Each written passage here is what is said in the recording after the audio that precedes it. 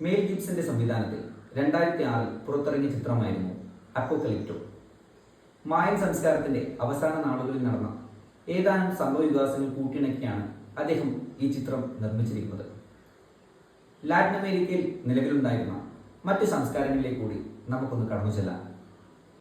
മായൻ, ഇൻക, Aztec എന്നീ സിവിലൈസേഷനിലേക്ക് നമുക്കൊന്ന് കടന്നു ചെല്ലാം. ഇൻക സിവിലൈസേഷൻ. ഉരുളക്കിഴങ്ങ് കൃഷിക്കായിരുന്നു അവർ പ്രാധാന്യം നൽകിയത്.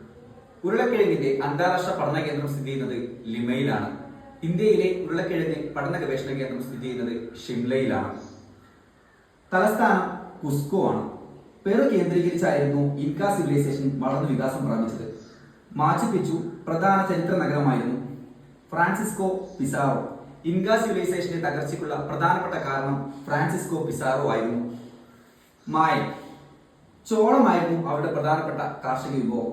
ചിച്ചിൻ ഇറ്റ്സ മായൻ സംസ്കാരത്തിലെ പ്രധാനപ്പെട്ട പിരമിഡുകളിൽ ഒന്നായിരുന്നു. മെക്സിക്കോയിലാണ് ചിച്ചിൻ ഇറ്റ്സ സ്ഥിതി ചെയ്യുന്നത്. തിക്കാൽ. പ്രധാന നഗരമായിരുന്നു തിക്കാൽ. കോട്ടിസ്. മരത്തിലെ കൊത്തെഴുത്തുകളെയാണ് തിക്കാൽ കോട്ടിസ് എന്ന് പറയുന്നത്. ചോളം നിലവിൽ ചോളം ഏറ്റവും കൂടുതൽ ഉത്പാദിപ്പിക്കുന്നത് അമേരിക്കയിലാണ്. ഇന്ത്യയിൽ കർണാടകയിലാണ്.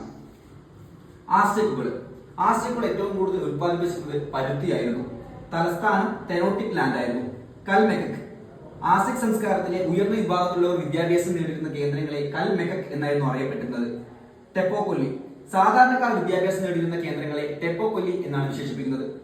ചിനാമസ്. കൃത്രിമ ദ്വീപുകളായിരുന്നു ചിനാമസ്.